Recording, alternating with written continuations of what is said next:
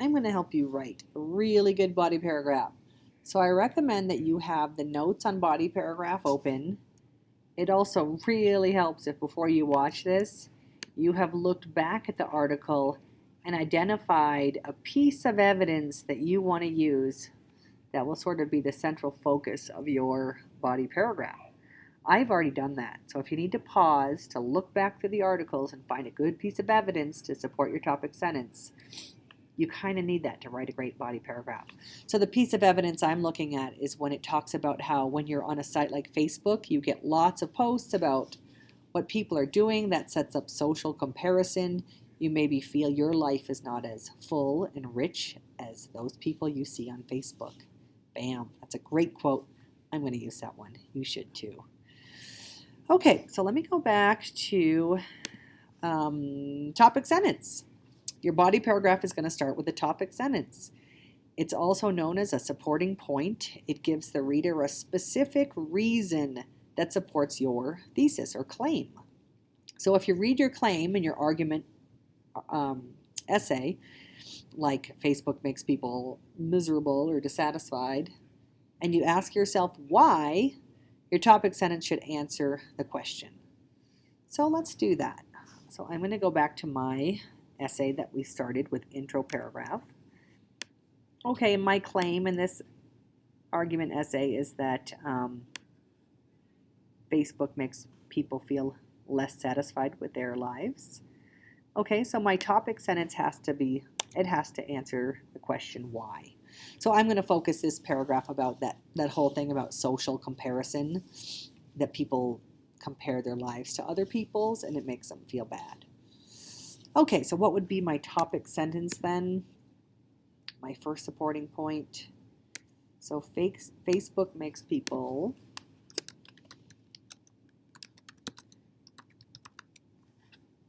make this big so you can see it. It makes people, is that too big? No, that's good. Feel dissatisfied. Because they are constantly comparing their lives to other people's lives. Okay, yeah, that's pretty good. That says what I'm trying to say. Okay, then that leads me to the next thing. Okay, you have to elaborate on your topic sentence. What do you mean by that people are always comparing themselves to others? So add details to explain your topic sentence. Expand and develop your ideas so the reader gets what you're saying. Okay, so I need to explain. People are comparing their lives to other people's. Facebook users are barraged with images of people laughing with friends and partying and having a great time when they might be feeling a little lonely or sad.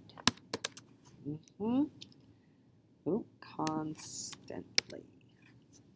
Okay, so I've said a topic sentence. I've said a reason why Facebook makes people feel sad.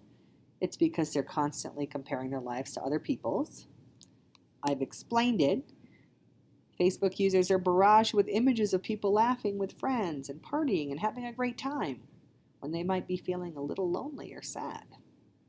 Okay, now what? Now we need to prove it. This is probably the most important part. Prove it. Use a quote from the articles. So if you're going to use a quote, remember it has to be in quotation marks. It should be worded directly from the text. It doesn't have to be something anybody says to be a quote, remember. A quote is anything you take word for word from the text. As it turns out, I am actually taking a quote that somebody said, but it doesn't have to be. Okay, if you don't want to use a quote, you could paraphrase. So you could take some information from the text, a specific fact, an accurate example, a statistic, and you could put it into your own words. Either way, when we use our evidence, we have to either use an in-text citation, according to Mrs. Valeka, or a parenthetical citation where you just put the author's last name in parentheses at the end. I'm actually going to do both because I'm taking a quote that somebody said in an article written by somebody else. So I'll be able to demonstrate both for you. Okay, so I've done a little planning. I already have my quote, so this makes it really easy. I'm just going to select that and I'm going to copy it. This quote fits perfectly because it talks about exactly what I said in my topic sentence. It talks about people setting up social comparisons, feeling like your life's not as full or rich when you see a bunch of other people on Facebook. Your evidence has to go with your topic sentence. So this makes it really easy. I'm going to paste that right there. I'm going to change it to match my other stuff here. Cambria.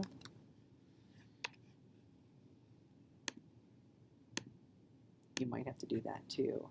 I don't really know how to unhighlight that right now, so I'm going to worry about that later. Leave it highlighted. It'll remind you that you need to cite it. Yeah, that's a good idea. Cite it. Okay, so I'm going to do two things. First of all, I'm going to make sure, since I took it word for word from the article, that it's in quotation marks, like so. Okay, then I'm going to go back to the article. Oh, simple thing. I'm going to do a parenthetical citation for this. So I am going to find out who said it. So this looks like it's probably the author, Elise Hu. So I'm going to take her last name, Hu. I hope I'm pronouncing that right. And I'm going to put that in parentheses after the quote. So I'm telling you that I got this quote from this article. Okay, within this article, somebody else besides Elise Hu actually said this. So I'm going to do a little in-text citation because it's actually John Johnides that says this quote.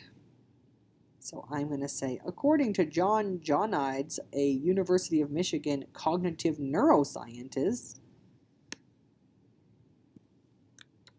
This guy sounds smart. Oh, geez. Okay, according to, that's not what I want that though.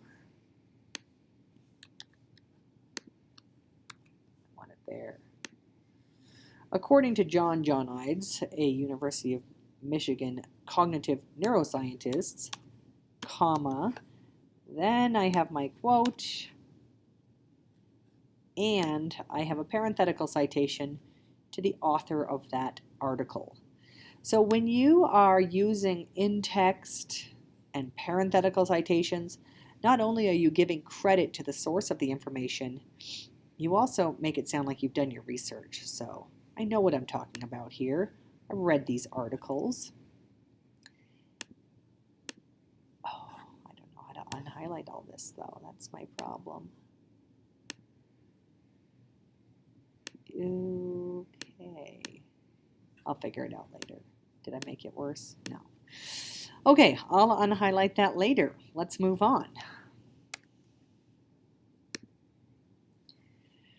Okay, so I have a topic sentence. I've elaborated. I've given evidence. Two last things. I need to provide some reasoning. Okay, I've used some evidence from the article. I have to explain in my own words how my evidence proves the topic sentence is true. And here's some really good sentence starters. I'm going to use this one, using common sense. Maybe I'll use usually. That's an easy one. So my goal here, I have to explain how my evidence proves my topic sentence is true. Let's go check that out. So I can say, usually when you are alone and watching people have fun from afar, it makes your life feel lonelier. Did I spell that right? Lonelier and less satisfying. E. Okay, so there's my example of reasoning. I've proven why my evidence is true and how it supports a topic sentence by saying usually when you're alone and watching people have fun from afar, it makes your life feel lonelier and less satisfying. Good. Okay, I'm going to go back now. Summarize. I can't emphasize enough that this reasoning is the thing that students always leave out, and it's one of the most important parts of the paragraph. So use one of these sentence starters. Prove why your evidence supports your topic sentence. Okay, this is an easy one. Summarize.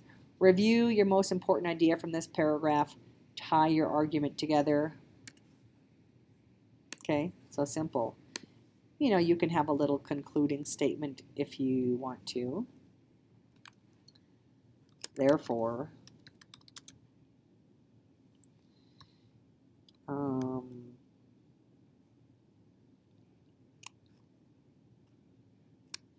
people should. Now, you know what? I'm going to just stick with something simple. Therefore, people who use Facebook tend to have unhappy feelings of loneliness and isolation. Ooh, that's good. Loneliness. Oh, I keep spelling it wrong. Loneliness. Oh, I still spelled it wrong. Oh, goodness. How do I do that three-finger thing? I can't do that three-finger thing. Okay, well, maybe. Oh, yes. Okay, so I just have to figure out how to highlight all this, but I think you can see that I've used all of the elements of a great body paragraph. I've stated a topic sentence, I've explained it, I've given evidence, I've cited it, I've provided my reasoning, and I've summarized. Yay, thanks for watching.